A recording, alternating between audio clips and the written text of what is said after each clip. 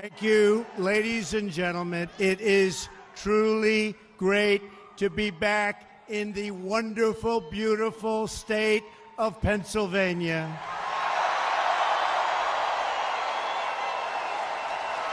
I love this state, and I love the people of this state.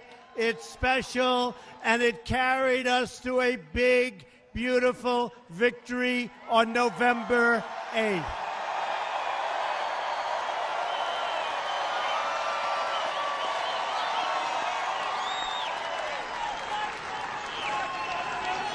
I want to recognize some of our friends that have helped us so much. Congressman Scott Perry, G.T. Thompson, a couple of my originals, Mike Kelly, who I watched on television. He was great. Where's Mike Kelly? Where is Mike Kelly? He's here someplace. Where is he? Boy, were you great on television this morning. And of course, one of our other originals, Congressman Tom Marino, right? Thank you. Thank you, Mike. Thank you, Tom. As you may know, there's another big gathering taking place tonight in Washington, D.C. Did you hear about it?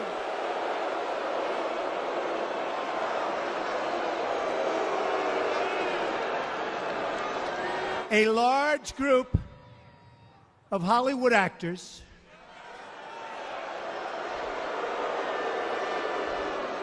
and Washington media are consoling each other in a hotel ballroom in our nation's capital right now.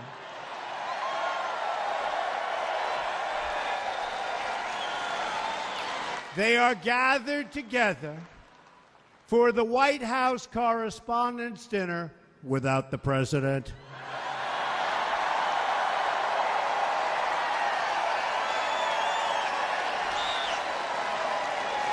And I could not possibly be more thrilled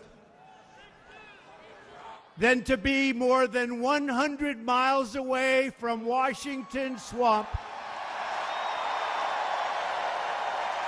spending my evening with all of you and with a much, much larger crowd and much better people, right? Right?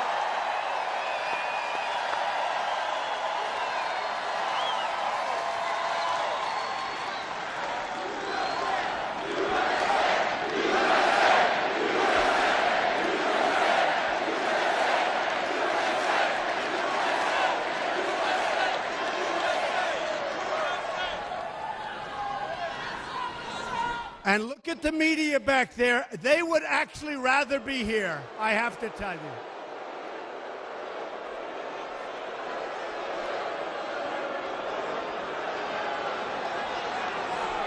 That's right.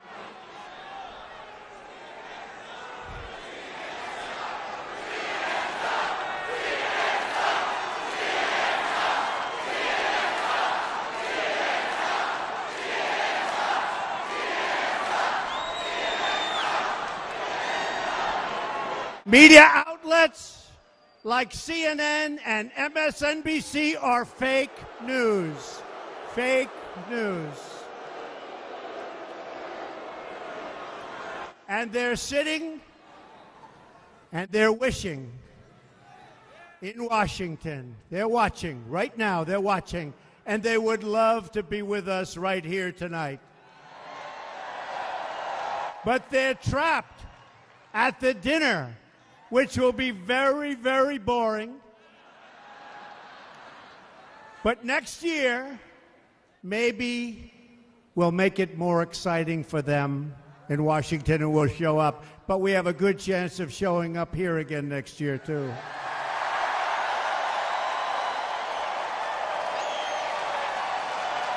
The truth is, there is no place I'd rather be than right here in Pennsylvania to celebrate our 100-day milestone, to reflect on an incredible journey together and to get ready for the great, great battles to come and that we will win in every case, okay? We will win. Because make no mistake, we are just beginning in our fight to make America great again. Now, before we talk about my first 100 days, which has been very exciting and very productive, let's rate the media's 100 days. Should we do that? Should we do it?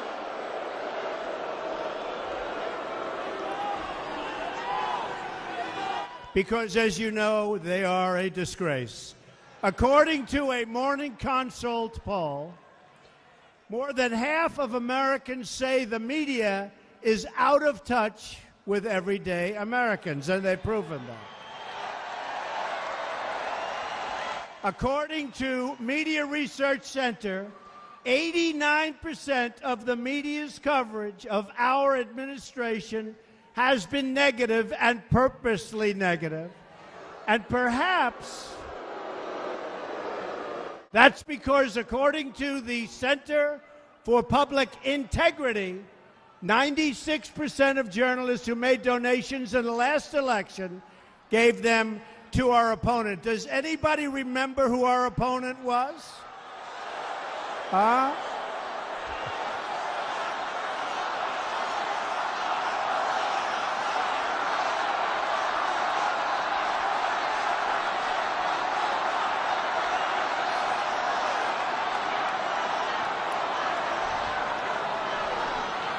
That was some opponent. Finally, according to a poll last year from the Associated Press, only 6% of Americans have a lot of confidence in America. That's very bad. That's much lower than Congress, by the way. But I'll give you an example of something really incredible. That's right. Get them out of here. Get them out.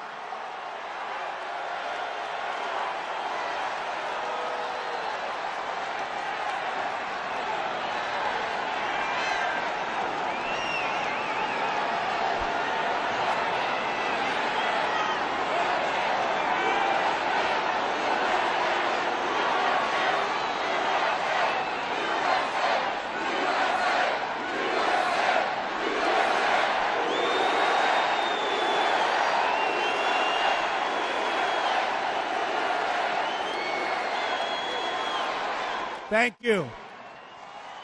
Thank you. Thank you.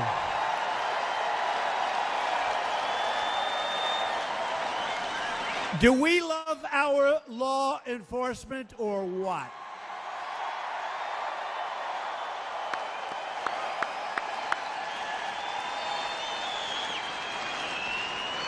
And I want to thank the fire marshals. They have a lot of people standing outside. We really maxed out. We broke the all-time record for this arena. How old is this arena? This is not a... We broke the all-time record. And I don't have a guitar, which is pretty tough. Huh? So just as an example of media, take the totally failing New York Times. Pretty soon they'll only be on the internet. The paper's getting smaller and smaller. You ever notice? Starting to look like a comic book. It's getting small. But I will tell you, because I watched, and I used to be in the real estate business, they sold their beautiful New York Times building in Manhattan, a cathedral to journalism, such a beautiful, beautiful building, for around $130 million. And a group that bought it later sold it for approximately $500 million. And now they live in a very ugly office building in a crummy location. Next, they buy the Boston Globe newspaper with losses for $1.3 billion, invest millions and millions and millions of dollars to get it going, and in the end, they sell it for zero. They give it away. And then they write nasty editorials and op-eds telling me how I should be handling world events and our country. Tell me. But that's what we have.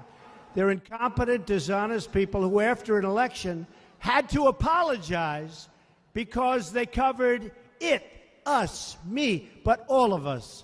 They covered it so badly that they felt they were forced to apologize because their predictions were so bad. You remember their predictions? They lost a lot of people because of the way they covered. So here's the story.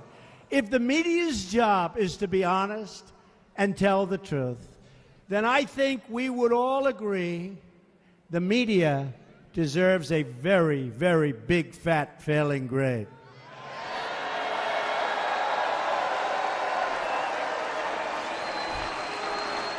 Very dishonest people, and not all of them. You know, we call it the fake news.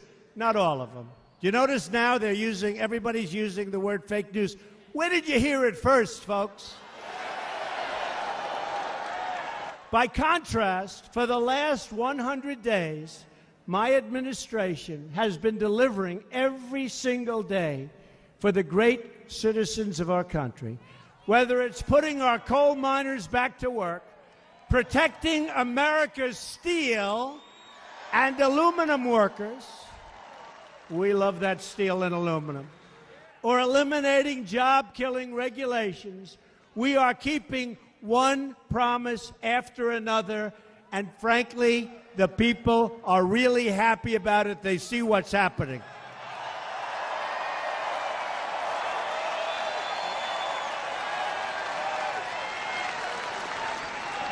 But to understand the historic progress that we've made, we must speak honestly about the situation that we and I inherited.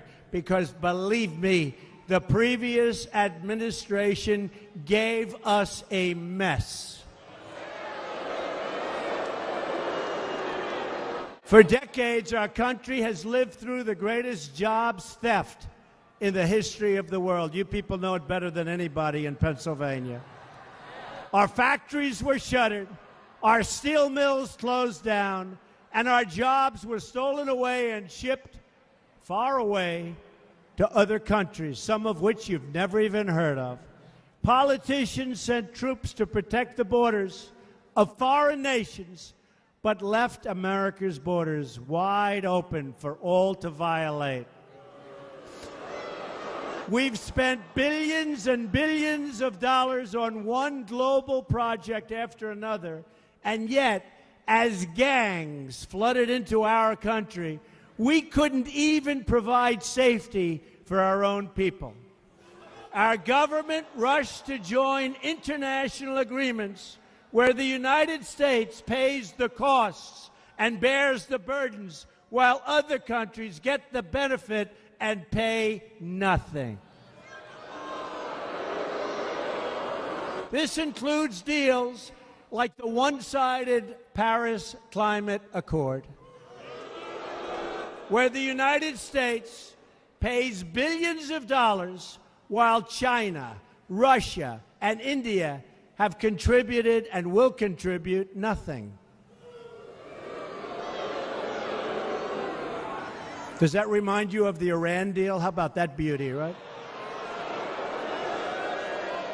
On top of all of that, it's estimated that full compliance with the agreement could ultimately shrink America's GDP by $2.5 trillion over a 10-year period.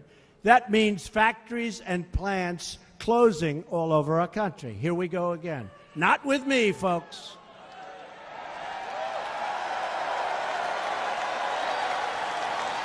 Those are the facts, whether we like them or not. The dishonest media won't print them, won't report them, because the Washington media is part of the problem. Their priorities are not my priorities, and they're not your priorities, believe me. Their agenda is not your agenda. And I'll be making a big decision on the Paris Accord over the next 2 weeks. And we will see what happens. But they're all part of a broken system that has profited from this global theft and plunder of American wealth at the expense of the American worker. We are not going to let other countries take advantage of us anymore, because from now on, it's going to be America first.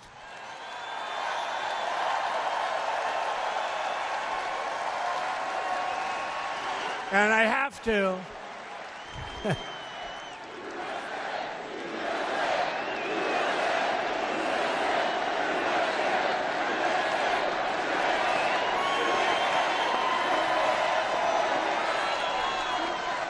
And I have to just interject, because as you know, I've been a big critic of China. And I've been talking about currency manipulation for a long time.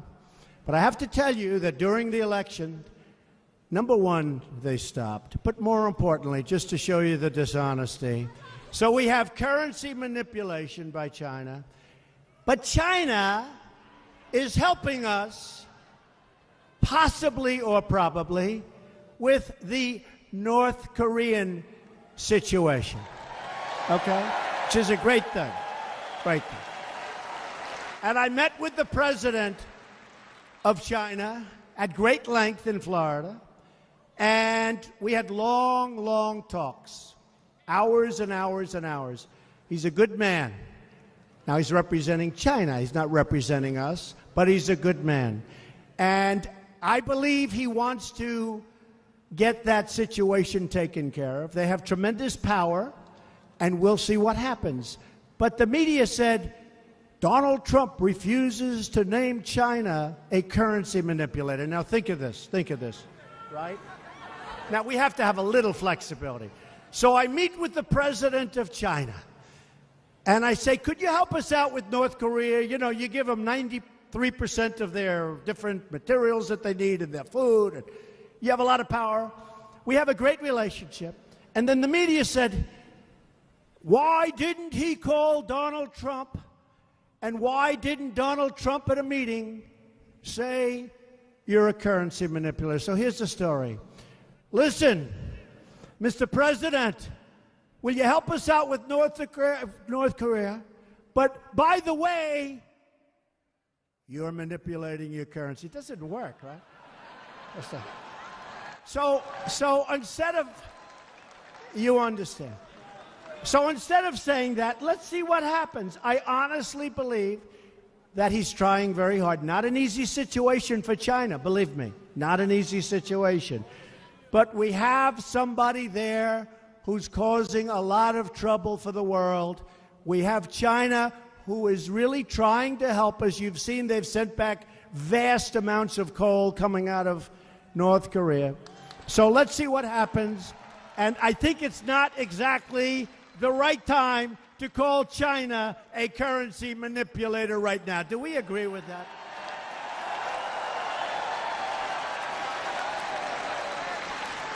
But they never say that. They say, why didn't he do it? So I promised you in my inaugural address 100 days ago that now arrives the hour of action. And we've, believe me, started from day one. And that is what we've delivered, 100 days of action. In fact, those people and others are exhausted. They've never seen anything like that. They've never seen anything like this. We are ending the offshoring and bringing back our beautiful, wonderful, great American jobs. We are eradicating the criminal gangs and cartels that have infiltrated our country. You're reading about them all the time. Some of you have big problems with them. Thank you for that sign. Blacks for Trump. I love that guy. Blacks for Trump. Thank you. Thank you. Thank you, man.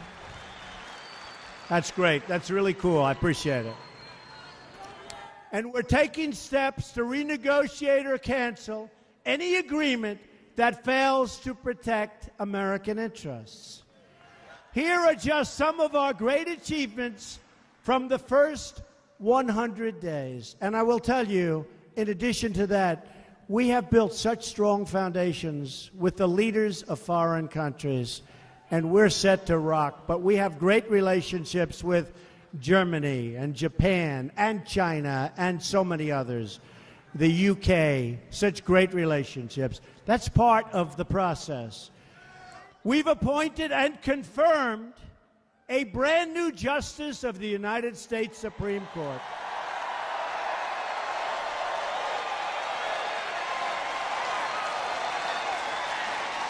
Justice Neil Gorsuch, who will uphold the Constitution and the right of Americans to govern their own affairs. And the last time a new Supreme Court justice was confirmed in the first 100 days was 136 years ago in 1881, and I was devastated to hear that because I thought I'd be the only one to have done that.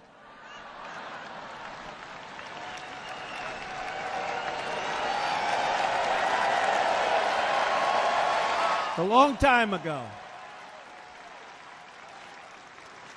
To protect our jobs and our economic freedom, I immediately withdrew the United States from the horrible, disastrous, would have been another NAFTA but worse, Trans-Pacific Partnership. That would have taken your jobs in Pennsylvania, that I can tell you. That was a total hoax. The TPP would have been a tremendous disaster for our country, and we are not going to surrender Pennsylvania jobs ever again. We've done that once before. It's not going to happen. We've just launched an investigation into foreign steel dumping and aluminum dumping throughout our country. We are reviewing every single trade deal, and wherever there is cheating, we will take immediate action, and there will be penalties.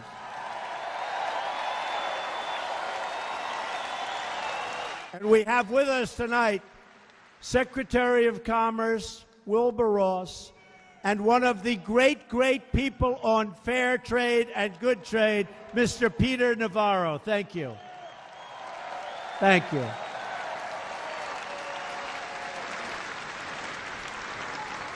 And we will renegotiate NAFTA, and if we don't get a good deal and a fair deal for our country, and I've been saying for a long time, we'll either renegotiate or we'll terminate. I announced the other day we were going to terminate. Everybody said we'll terminate.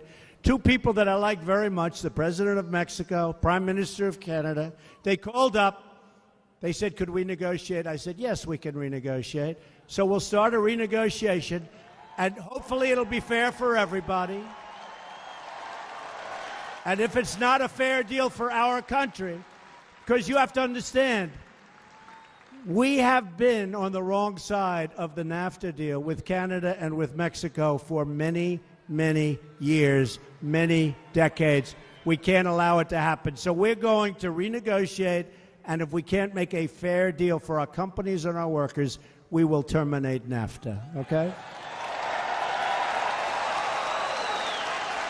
Our directives will put brand new Pennsylvania steel into the spine of America.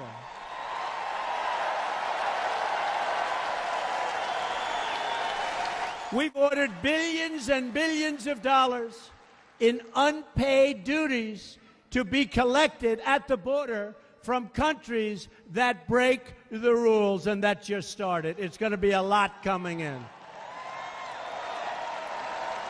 We just want fairness, and I followed through on my promise and issued a new government directive to buy American and hire American.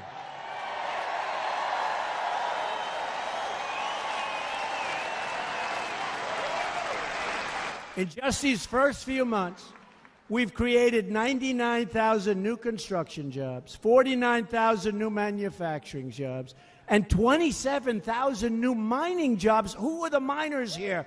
The miners, finally. We're taking care of our miners. We love our miners. And we have over 600,000 new jobs. And by the way, the stock market since our election is through the roof. I believe, from the point of the election, isn't it too bad that the Obama administration gets a lot of credit for those couple of months? But it's all right, because we're doing fine, but they get credit for that because people started going wild with the stock. But I believe we have a record from the time we got elected, from November 8th. We have a record, an all-time record, for the biggest increase in the stock market. So I'm very happy about that. We've removed the shackles on energy exploration imposed by the last administration, lifting the restrictions on the production of oil, shale, and natural gas. And very importantly for Pennsylvania, we have ended the war on beautiful, clean coal, and we are putting our great coal miners back to work.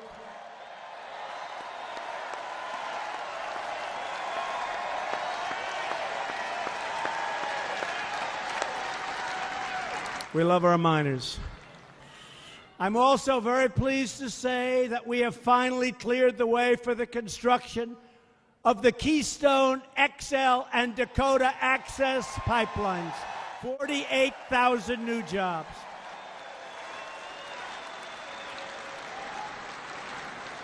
They couldn't get their approvals. We got them their approvals in 24 hours, one day. And I want to tell you, the heads of those two companies, they didn't know what the hell happened. They said, how did this happen? They should go to bed and say their prayers. But that's going to be approximately 48,000 jobs. My administration has also scrapped a job-killing regulation that was threatening our auto workers. We want more cars made in the USA, and that's going to happen.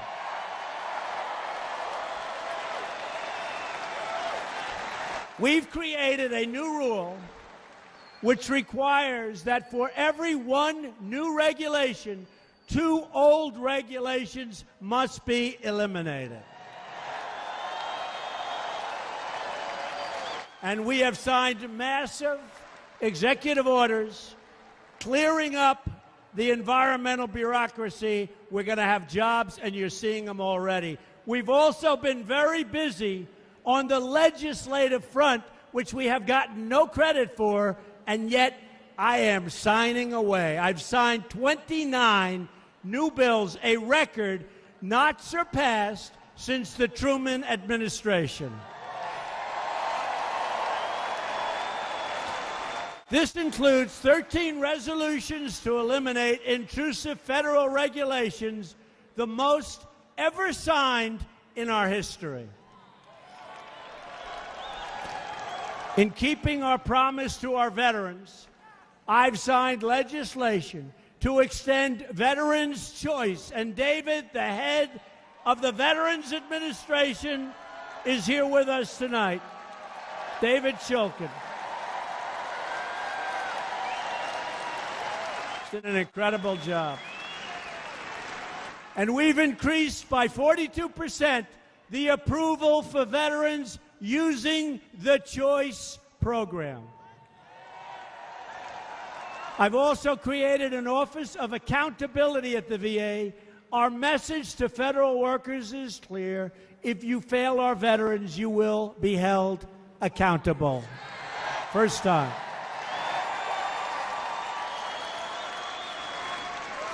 To create accountability across government, I've issued a 5-year ban on federal officials becoming lobbyists after they leave government service. Good? I've got a lot of people in my staff who are not exactly happy with that one, but that's okay. And I've issued a lifetime ban on federal officials becoming lobbyists for a foreign government. I've imposed these bans for a simple reason. It is time to drain the swamp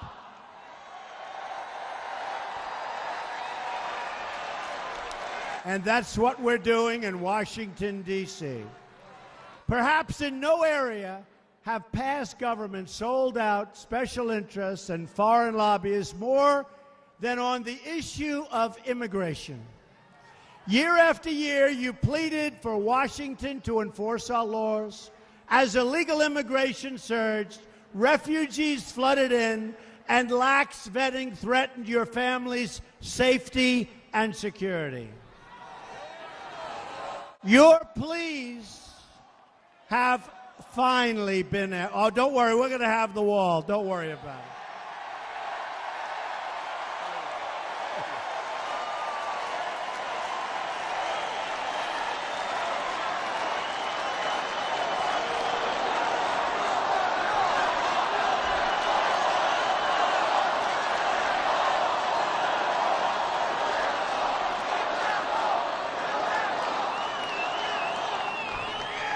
You know, we've done so well at the border, a lot of people are saying, oh, wow, maybe the president doesn't need the wall. We need the wall to stop the drugs and the human trafficking. We need the wall. In just 100 days, we have taken historic steps to secure our border, imposed needed immigration control like you've never seen before. Is that true? And properly screen and vet those seeking admission into our country. They are going to come in because they love our country. We're not taking them otherwise. We are operating on a very simple principle, that our immigration system should put the needs of American workers, American families, American companies, and American citizens first. I appointed a great military general, John Kelly, to lead the Department of Homeland Security. Since my election, we've already achieved an unprecedented 73% reduction in illegal crossings on our southern border. The greatest reduction in the history of our country, and we just started. The world is getting the message. If you try to illegally enter the United States, you will be caught, detained, deported, or put in prison, and it will happen.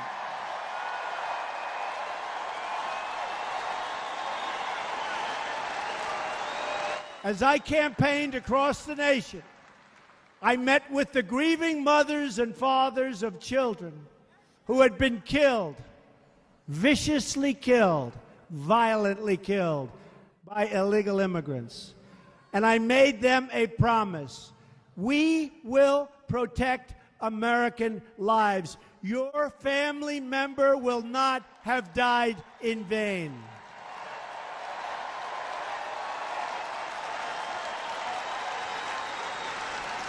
Last week, we opened an office to support the victims of immigration crime called Voice, to make sure that no American victim is ever again ignored by their government. Not going to happen anymore.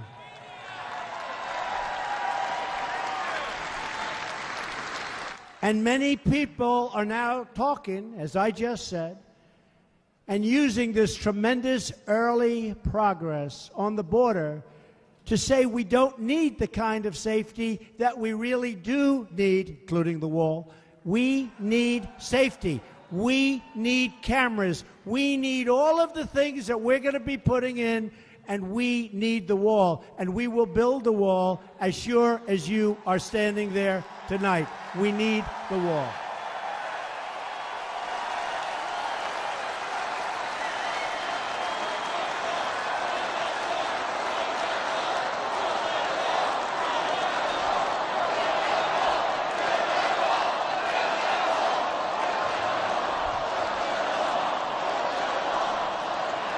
We'll build the wall, folks. Don't even worry about it. Go to sleep.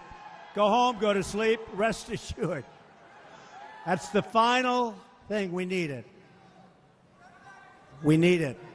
And if the Democrats knew what the hell they were doing, they'd approve it so easy, because we want to stop crime in our country. Obviously, they don't mind illegals coming in. They don't mind drugs pouring in. They don't mind, excuse me, MS-13 coming in. We're getting them all out of here. Members of Congress who will be voting on border security have a simple choice.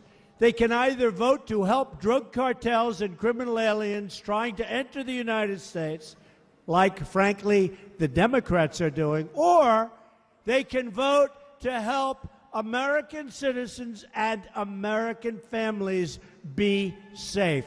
That's the choice. Who do you want to represent you? Unfortunately, Democrats in Congress have no leadership. They're rudderless.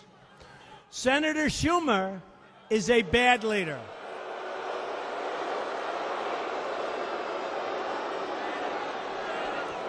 I've known him a long time. Senator Schumer is a bad leader, not a natural leader at all. He works hard to study leadership. When you have to study leadership, you got problems. And his policies are hurting innocent Americans and making it easier for drug dealers to enter our country. Schumer is weak on crime and wants to raise your taxes through the roof.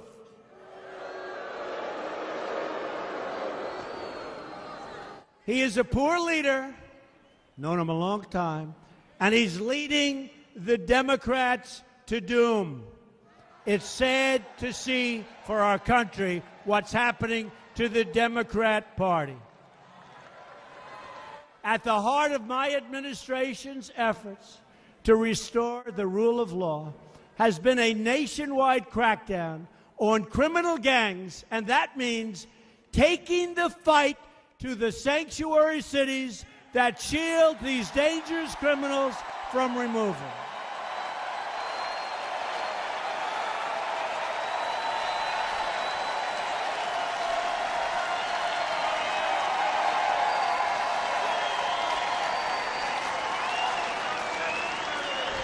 The last very weak administration allowed thousands and thousands of gang members to cross our borders and enter into our communities, where they wreaked havoc on our citizens. As you know, the bloodthirsty cartel known as MS-13 has infiltrated our schools, threatening innocent children. We've seen the horrible assaults and many killings all over Long Island, where I grew up.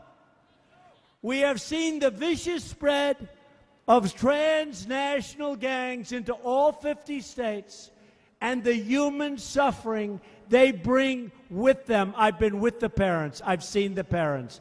It's devastation. A very respected general recently told me that MS-13 are the equivalent in their meanness to Al-Qaeda. My administration will not rest until we have dismantled these violent gangs, and we're doing it rapidly, and we're sending them the hell out of our country. We're sending them back home where they belong.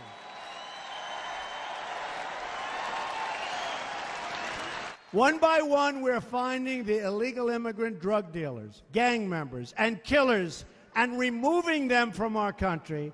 And once they are gone, folks, you see what we're doing, they will not let them back in. They're not coming back In this effort to restore safety to our country, we are going to strongly support the incredible men and women of law enforcement.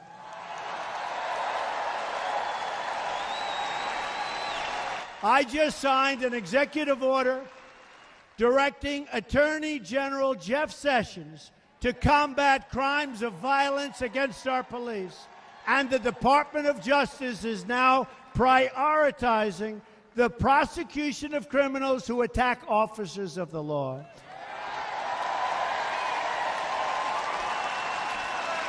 And we are also working round the clock to keep our nation safe from terrorism.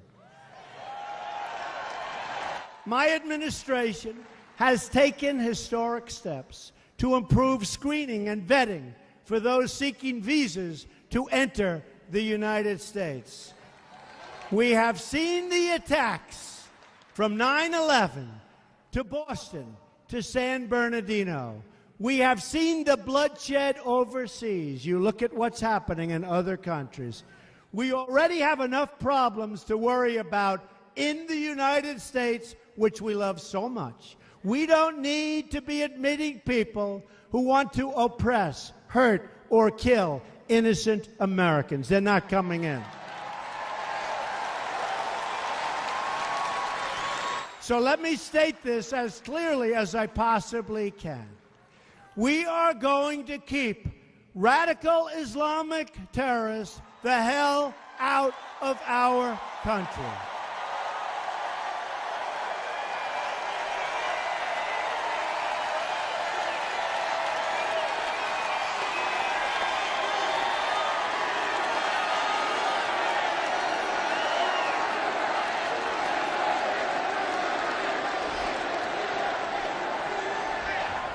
So I have a question for you. You've been to a lot of rallies. You've seen a lot of rallies. First of all, is there any place like a Trump rally in all fairness?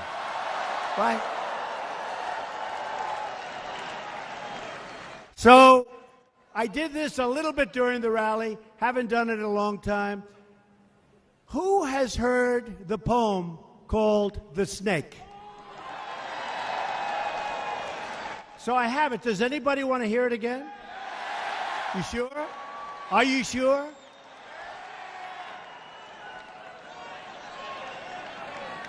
Okay.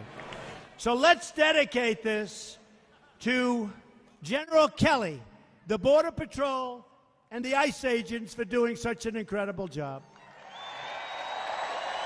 Right? This was written by Al Wilson a long time ago. And I thought of it having to do with our borders and people coming in. And we know what we're going to have. We're going to have problems. We have to very, very carefully vet. We have to be smart. We have to be vigilant. So here it is, The Snake. It's called The Snake. On her way to work one morning, down the path along the lake, a tender-hearted woman saw a poor, half-frozen snake. His pretty-colored skin had been all frosted with the dew. "Poor thing," she cried, "I'll take you in, and I'll take care of you." The border. "Take me in, O tender woman. Take me in, for heaven's sake. Take me in, O tender woman," sighed the vicious snake. She wrapped him up all cozy in a comforter of silk and laid him by her fireside with some honey and some milk. She hurried home from work that night, and as soon as she arrived, she found that pretty snake she'd taken in had been revived. "Take me in, O tender woman. Take me in, for heaven's sake. Take me in, O tender woman," sighed that vicious snake. She clutched him to her bosom. "You're so beautiful," she cried. "But if I hadn't brought you in by now, oh heavens, you would have died." She stroked his pretty skin again and kissed him and held him tight. But instead of saying thank you, that snake gave her a vicious bite. Take me in, O tender woman. Take me in, for heaven's sake. Take me in, O tender woman, sighed the vicious snake. I have saved you, cried the woman, and you've bitten me, heavens, why? You know your bite is poisonous, and now I'm going to die. Oh, shut up, silly woman, said the reptile with a grin. You knew damn well I was a snake before you took me in.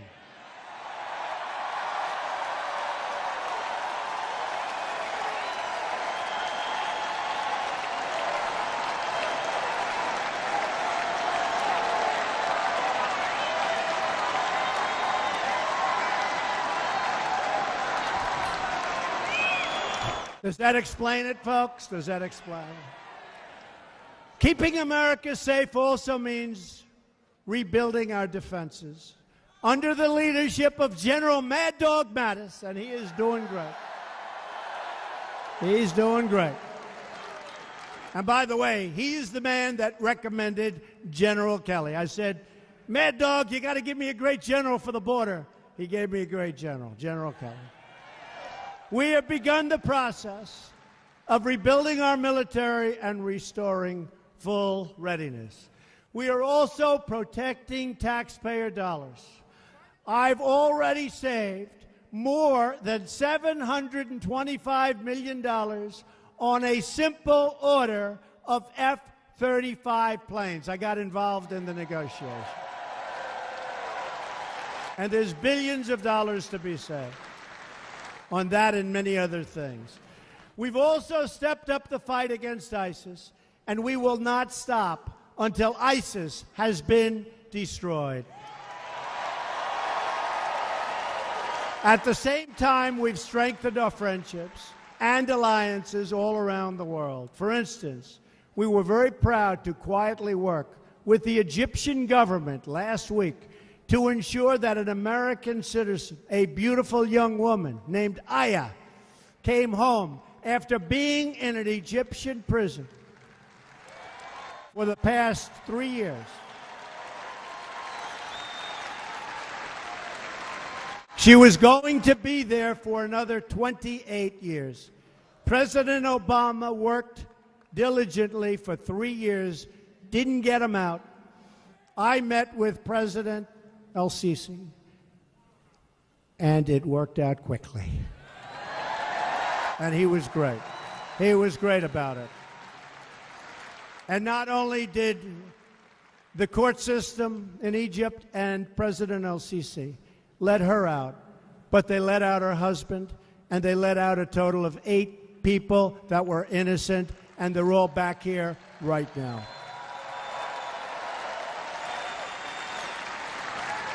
Now, they won't include that in the 100 days, but I'm very proud to have done it. And she's a happy young woman. Believe me, she's very happy. I said, how tough, Aya, was it in that prison? She said, you don't want to know. That was a tough prison. We're also getting NATO countries to finally step up and contribute their fair share. They've begun to increase their contributions by billions of dollars, but we are not going to be satisfied until everyone pays what they own. And I've been complaining about that for a long time, and it's a lot different now, but they still owe a lot of money.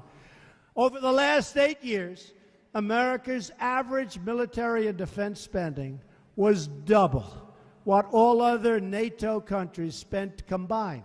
Not fair.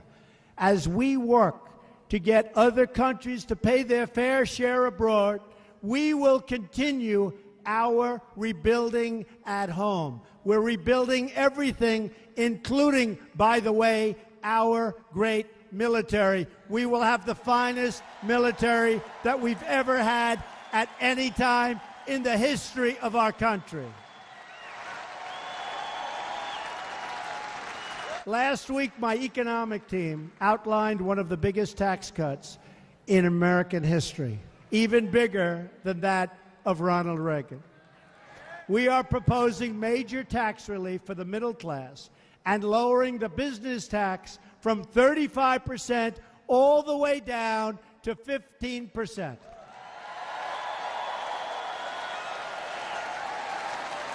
And you will see companies expand, companies come back into our country, companies not leave our country anymore because taxes and regulations are so onerous.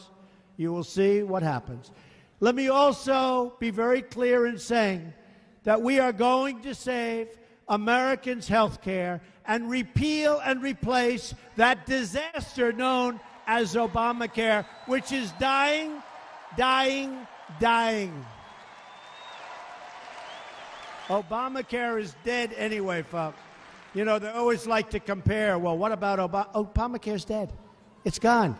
The increases were massive last year. They're going to be bigger this year.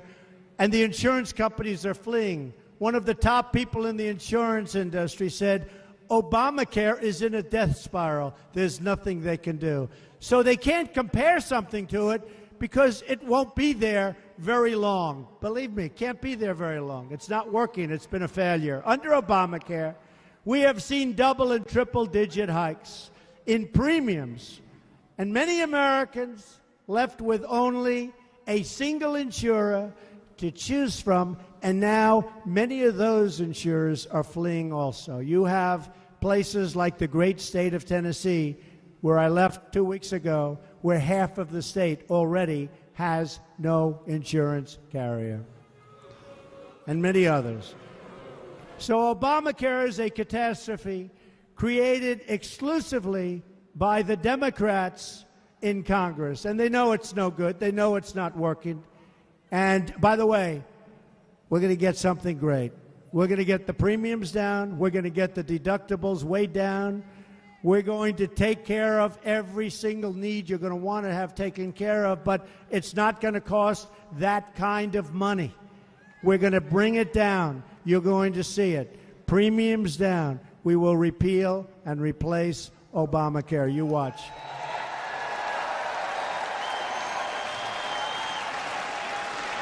We're going to give Americans the freedom to purchase the health care plans they want, not the health care forced on them by the government. And I'll be so angry at Congressman Kelly and Congressman Moreno and all of our congressmen in this room if we don't get that damn thing passed quickly.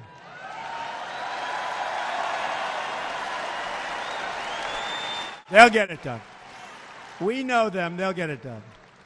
In all things, we are returning power to the people where it belongs. We're going to defend the Second Amendment and your right to keep and bear arms. We are going to bring education local, and we are going to end Common Core. We are going to stop federal overreach and defend the God-given rights of every American family. Just imagine what we could accomplish if we all started working together to rebuild this nation, the nation that we so dearly love. Our jobs will come back home. Our dying factories will come roaring back to life. It will be a beautiful thing to watch. And this is what's going to happen in the United States of America, and it's going to happen soon, and it's actually already happening. Cities